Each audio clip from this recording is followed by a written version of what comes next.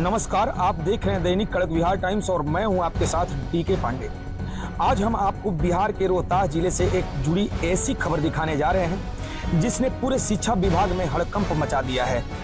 क्या आपके बच्चों को पढ़ाने वाला सभी शिक्षक असली है या फिर फर्जी प्रमाण पत्रों के सहारे सरकारी खजानों से वर्षों तक लाखों रुपए का वेतन उठाया जाता रहा है।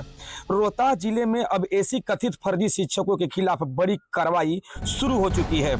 रोहतास के जिलाधिकारी और जिला शिक्षा पदाधिकारी मदन राय के निर्देश पर जिले के विभिन्न विद्यालयों में शिक्षकों के शैक्षणिक प्रमाण पत्र, नियुक्ति अभिलेखों और अन्य आवश्यक दस्तावेजों की गहन जांच की गई। इस जांच के दौरान चौंकाने वाले मामले सामने आए हैं। जिले में विशेष रूप से काराकाट क्षेत्र सहित अन्य विभाग प्रखंडों में करीब 155 से अधिक शिक्षकों की दस्तावेज में गंभीर अनियमितताएं पाए जाने की जानकारी सामने आई है।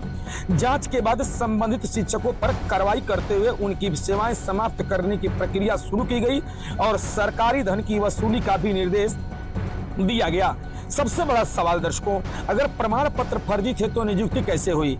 किसी ने जांच की? किसने सत्यापन किया? और आखिर क्यों तक सरकारी वेतन कैसे मिलता रहा? यह क्या केवल शिक्षक की जिम्मेदारी है या फिर पूरे मामले में किसी बड़े नेटवर्क की भी भूमिका रही है? यही वे सवाल हैं जिनका जवाब हर आम नागरिक जानना चाहता है। सूत्रों के अनुसार जांच में कई मामलों से कथित रूप से फर्जी अंक पत्र, फर्जी डिग्री, दस्तावेज विसंगतियां सामने आई, जिससे जिला प्रशासन ने स्पष्ट संदेश दिया है कि शिक्षा व्यवस्था में किसी भी प्रकार की धोखाधड़ी बर्दाश्त नहीं की जाएगी। जहां भी दस्तावेज नियमों के अनुरूप नहीं पाए जाएंगे वहां नियमानुसार कार्रवाई होगी।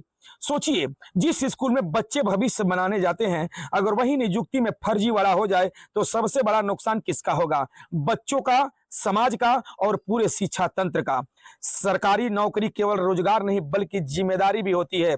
अगर कोई व्यक्ति गलत दस्तावेज के आधार पर नौकरी प्राप्त करता है तो उससे न केवल सरकारी खजाने की नुकसान होता है बल्कि योग्य अभ्यर्थी के अधिकार भी छिन जाते हैं।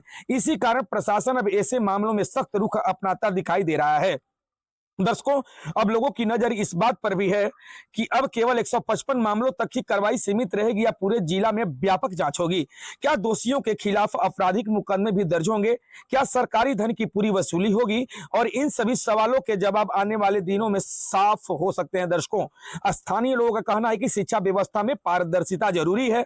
लोगों का मानना है कि यदि किसी ने गलत तरीके से सरकारी नौकरी हासिल की है तो कानून के अनुसार कार्रवाई होनी चाहिए।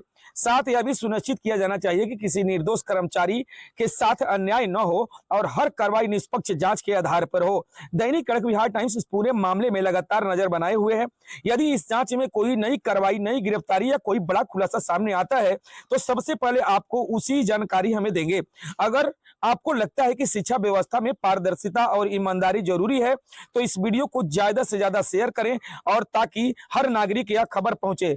आइए दर्शकों, मैं आपको दिखाता हूं कि DEO district education officer Madan Rai ने क्या मीडिया को संबोधित करते हुए, दैनिक कड़क बिहार टाइम्स को संबोधित करते हुए उन्होंने क्या कहा।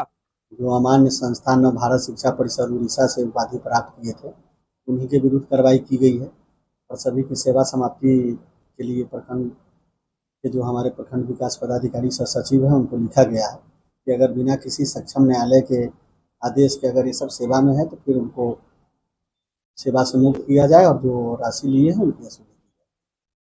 राशि वसूली की कार्रवाई? जी बिल्कुल। अगर बिना सक्षम न्यायालय के आदेश के अगर किन्हीं की राशि की भुगतान हुई है तो उसकी भी वसूली की जाए। तो जिले में और शिक्षकों के प्रति जांच चल रही है क्या? हाँ, जिले में जांच चल रही है। जैसे जैसे जांच हम लोग का कंप्लीट होते जा रहा है वैसे वैसे हम लोग आदेश दिए जा रहे हैं और लगातार ये जांच जारी है। पहले भी कितने लोग? इससे पहले भी 142 शिक्षकों पर कार्रवाई हम लोग किए हैं और उसकी सूची हम लोगों ने जारी कर दी है और वो भी सारे जिले में विभिन्न नियोजन से संबंधित। अभी लगभग कितने शिक्षकों पर कार्रवाई जारी होगी? तो 142 और 13 ये हुए हैं तो कुल हमारे 155 अभी शिक्षकों पर ऐसी कार्रवाई। तब तक से खबर में इतना ही। बने रहिए हमारे साथ, देखते रहिए दैनिक कड़क बिहार टाइम्स, निर्भीक और निष्पक्ष, देश की धड़कन, जनता की आवाज।